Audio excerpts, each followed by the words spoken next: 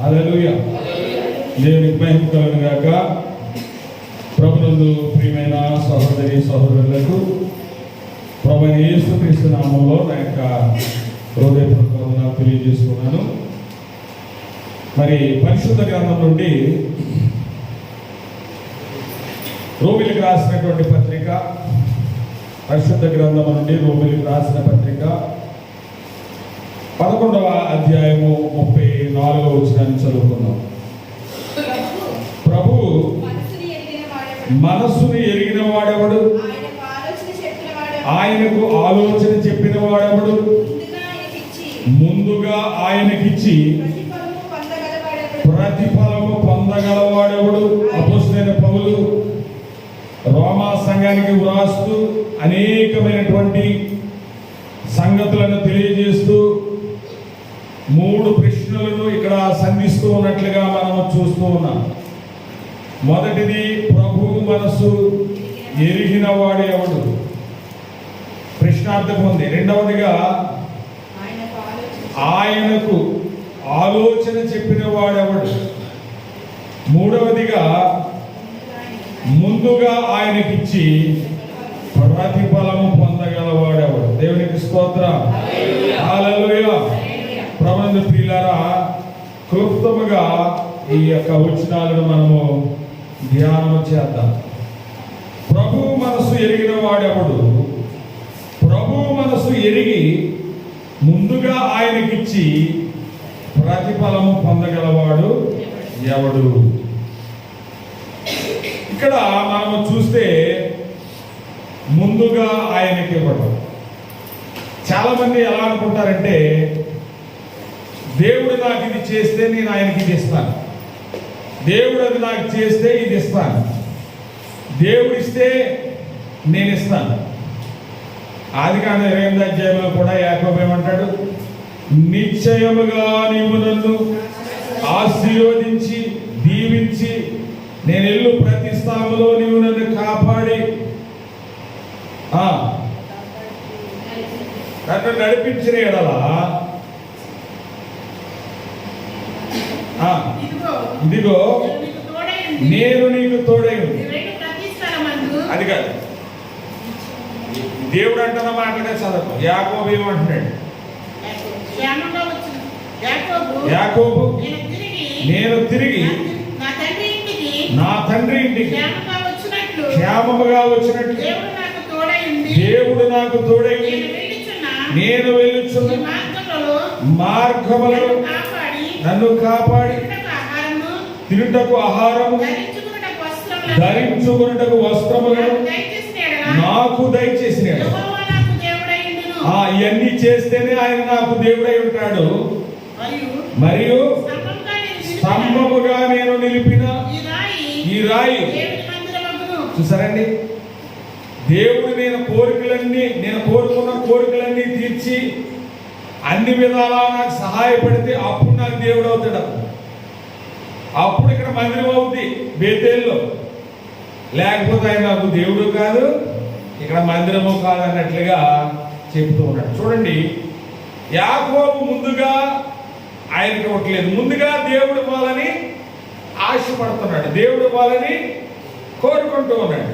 మనం చూసినట్లయితే మార్కు సువార్త 14వ అధ్యాయం 6వ వచన భాగాన్ని ఒకసారి చదవండి. మార్కు సువార్త 14వ అధ్యాయం 6వ వచన భాగం.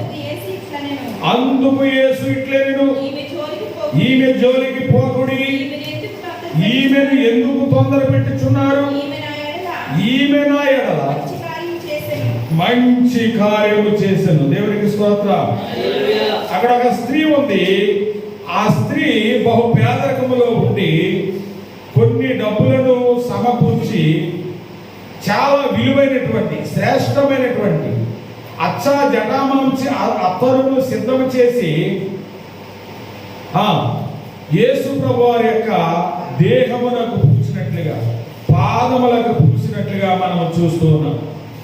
ఇస్కరియోతు యోధ ఇంకా కొంతమంది మనుషులు ఎందుకు ఈ ధనాన్ని ఇలాగ వ్యర్థం చేయడం, ఈ యొక్క అత్తరునమ్మి ఈ ధనాన్ని పేదలకు ఇచ్చినట్లయితే పేదలు కొంచెం లబ్ధి పొందుతారు కదా అని ఇస్కరియోతు యూదా అన్నాడు. అంటే ఇస్కరియోతు యూదా దేవుని మనసును తెలుసుకోలేదు, దేవుని యొక్క కార్యాల మీద ఆసక్తి కలిగి లేడు. దానికి ప్రభువారు అన్నారు, ఈమె నా విషయంలో మంచి పని చేసింది. అవును, నా భూస్థాపనకు ముందుగా ఈమె నా దేహమును అభిషేకించింది, సిద్ధము చేసింది.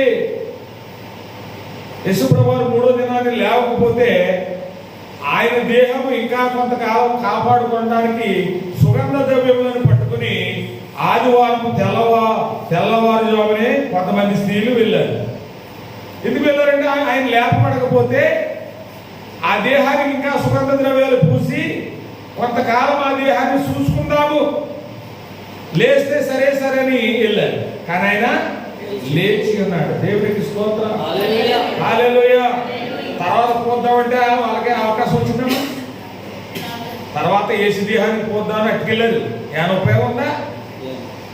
ముందుగానే ఈవిడికి ఎవరో చెప్పలేదు. పరిచయులకు కానీ యేసుప్రభువు వారి శిష్యులకు కానీ అక్కడ ఆలోచన రాలేదు.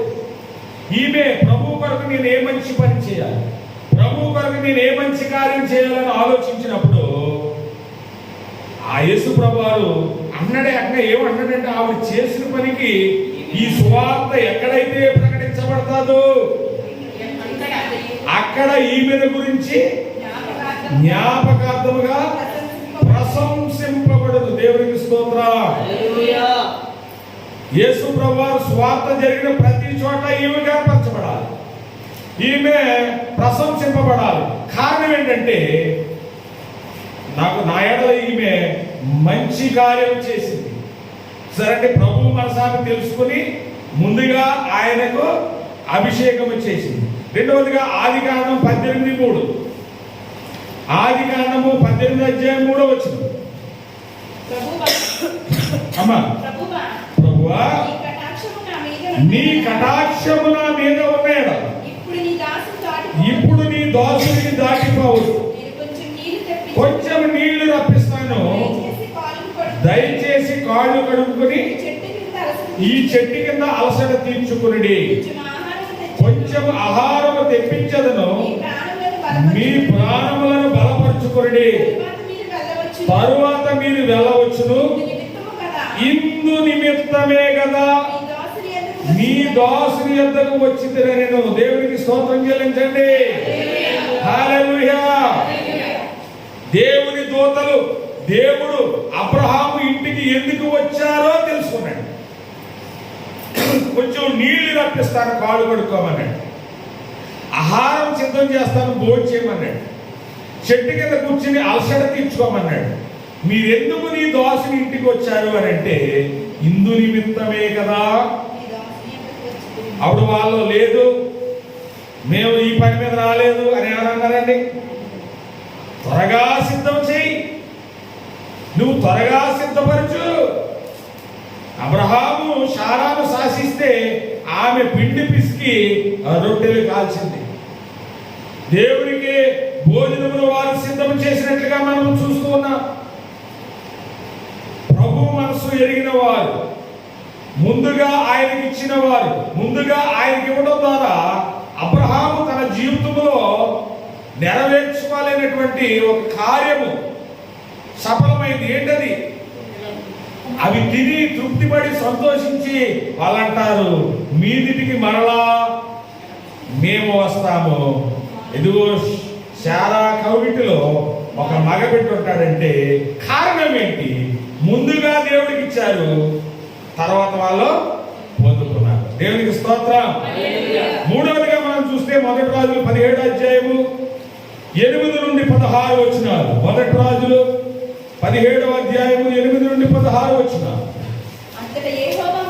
అంతటా యెహోవా వాక్కు అతనికి ప్రత్యక్షమై ఇలాగూ సెలవిచ్చింది,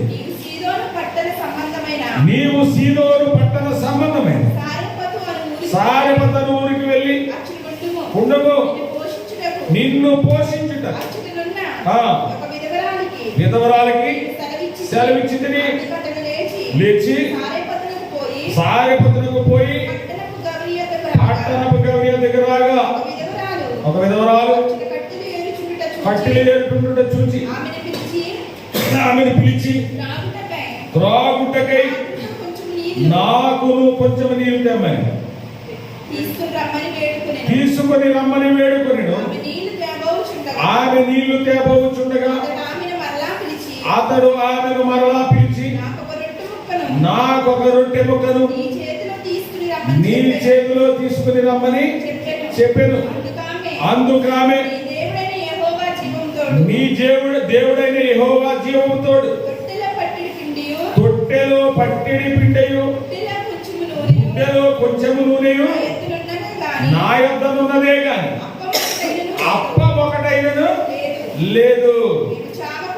మేము చావక ముందు ఇంటికి పోయి వాటిని నాకును నా బిడ్డకును సిద్ధము చేసుకోవాలని కొన్ని పుల్లలు. ఇక్కడ మనం చూసినట్లయితే 3.5 సంవత్సరాల కరువు. ఏలియా దేవుని చేత సూర్యపట్నాలకు పంపబడ్డాడు. అక్కడ ఒక స్త్రీ పొలయేరుతోంది, కొద్ది పిండి మాత్రమే ఉంది. ఆమె బిడ్డకును ఆమెకును మాత్రమే ఏవో చిన్న రొట్టెలు లేకపోతే రొట్టె తయారు చేసుకోవడం ఉంది. ఇక్కడ మరి ఏలియా అంటున్నాడు, ఆ నీళ్లతో పాటు నాకు కూడా ఒక చిన్న అప్పము వేసుకుందామంటే. ఎక్కడయ్యా మాకే చాలదంటే, లేదు నువ్వు చేయమంటే ఆమె ఆ చిన్న రొట్టెను వేసుకుని దైవజనుడికి ఇచ్చడం ద్వారా ఒక్క పూట చాలని భోజనము దైవజనుడికి ప్రవక్తకు పెట్టడం ద్వారా 3.5 సంవత్సరాలు ఆమె పోషింపబడ్డాది. దేవునికి స్తోత్రం చెల్లించండి. హల్లెలూయా. కారణం ఏంటండి? ముందుగా ఆయనకి ఇచ్చింది. ఆయనకి ఇవ్వడం అంటే ఆయన దైవజనులకు ఇచ్చినా, ఆయన నామమును ఎవరికి ఇచ్చినా ముందుగా ఆయనకి ఇవ్వడం, ముందుగా ఆయనకి ఇచ్చడం ద్వారా, ఒక పూట భోజనం పెట్టడం ద్వారా 3.5 సంవత్సరాలు పోషింపబడినట్లుగా ఆ స్త్రీ మనం చూస్తూ ఉన్నాం. కాబట్టి ప్రభునందు ప్రియులారా, మలాకి గ్రంథము 3వ అధ్యాయము 10వ వచనంలో రాయబడి ఉంది. మలాకి 3:10.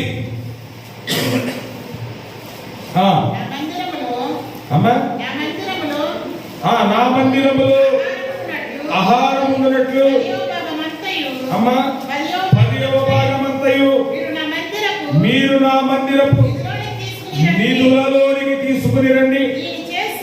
దీన్ని చేసి మీరు నన్ను శోధించిన ఎడల, దీన్ని చేసి మీరు నన్ను శోధించిన ఎడల నేను ఆకాశపు వాకిళ్లను విప్పి పట్టజాలనంతా విస్తారముగా దీవెనలను కుమ్మరించదనని దేవునికి స్తోత్రం చెల్లించండి. హల్లెలూయా. ముందుగా మీరు దీనిని చేసి,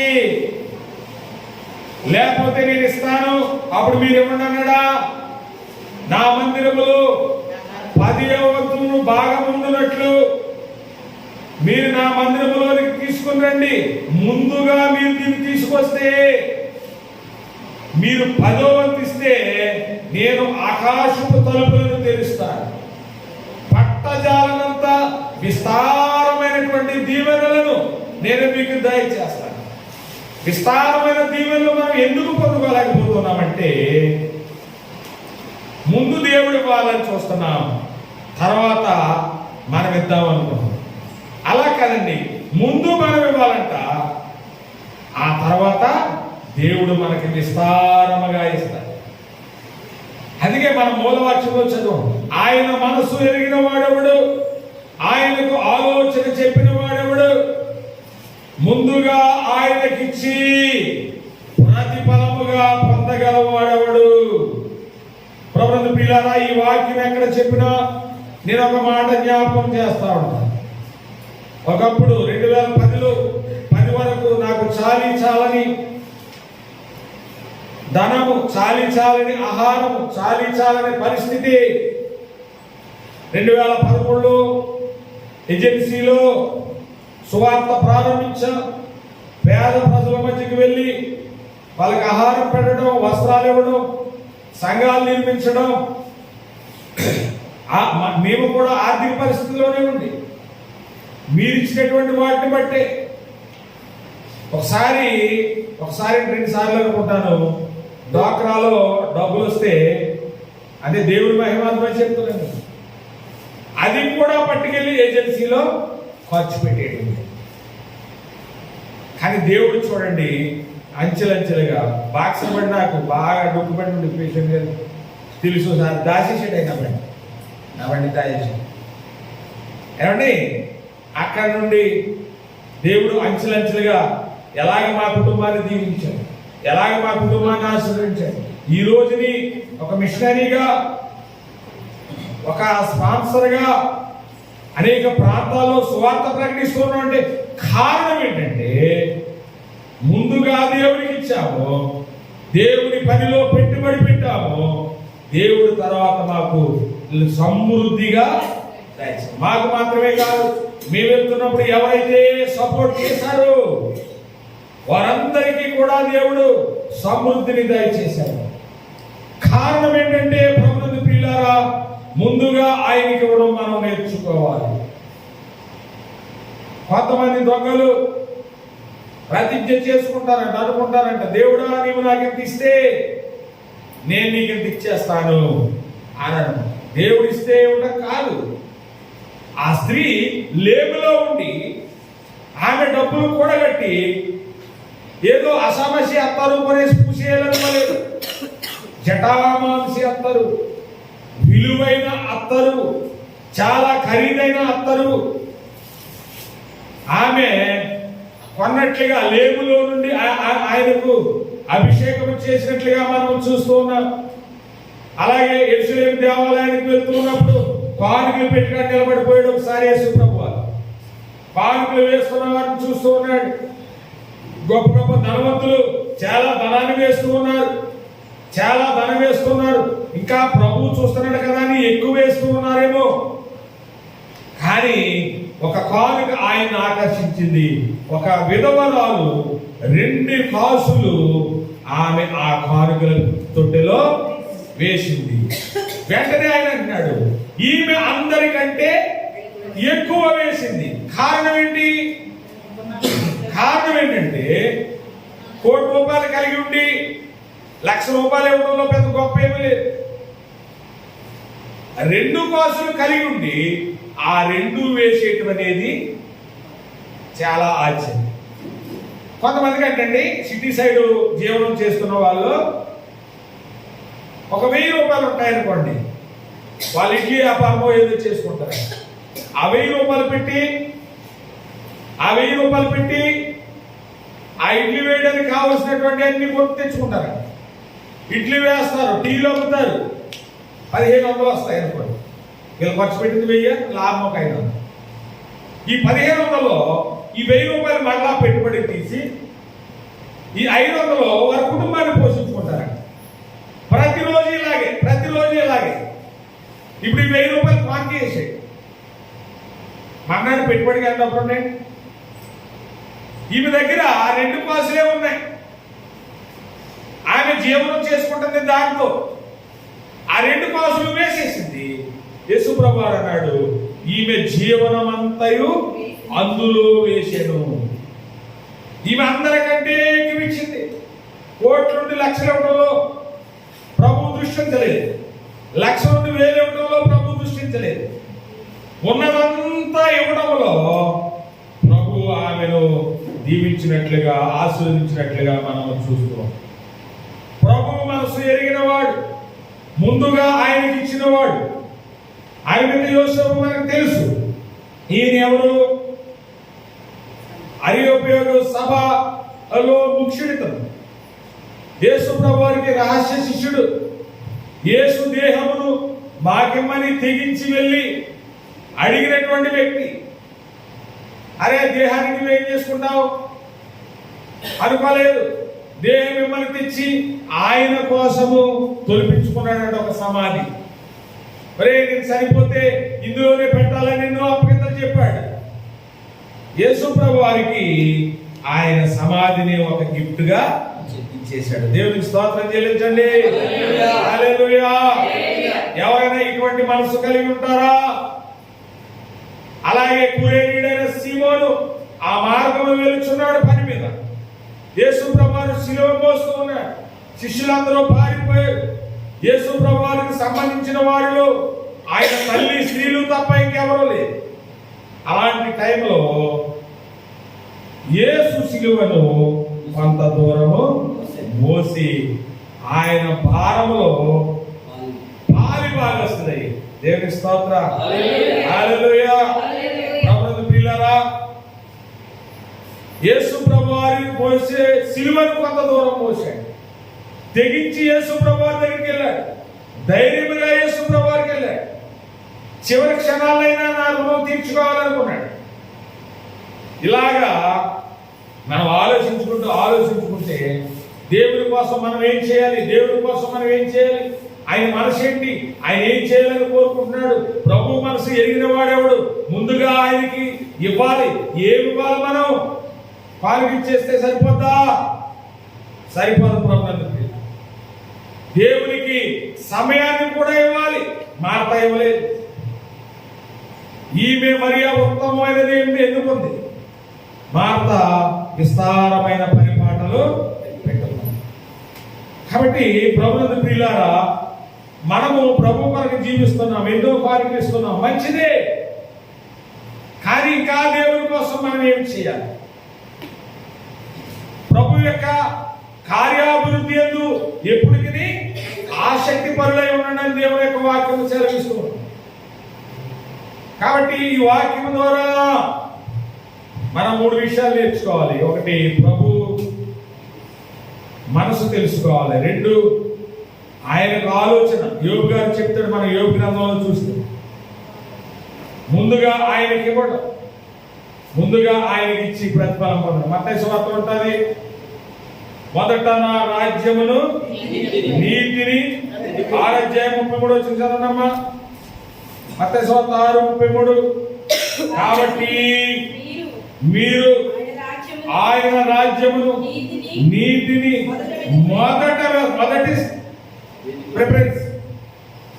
మొదటి స్థానము, ఆయన రాజ్యమును నీతిని వెతకడానికి ఇస్తే మనం ఏమేమి కావాలని కోరుకుంటున్నామో అవన్నీ కూడా మనకి అనుగ్రహింపబడతాయి.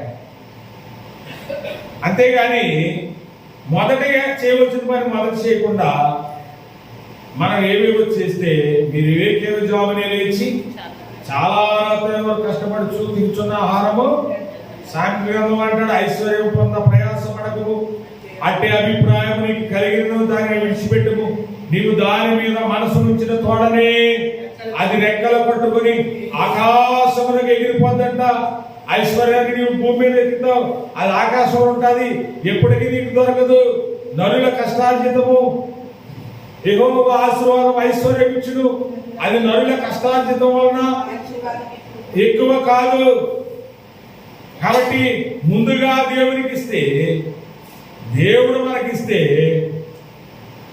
ఇంకా మనంత ధనవంతులు ఎవరు? ఆరోగ్య విషయంలో కానీ, ఐశ్వర్యం విషయంలో కానీ, ఆశీర్వాదం విషయంలో కానీ ఇంకంత మనంత ధనవంతులు ఎవరు కూడా ఉన్నారు.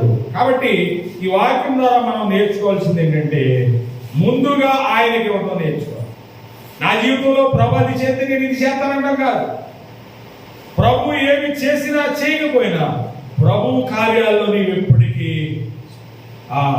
నిమగ్నుడమై ఉండాలి. అలా ఉన్నప్పుడే మన కుటుంబాలు దీవించబడతాయి, మన కుటుంబాలు ఆశీర్వదించబడతాయి, మనల్ని బట్టి దేవుడు సంతోషిస్తాడు.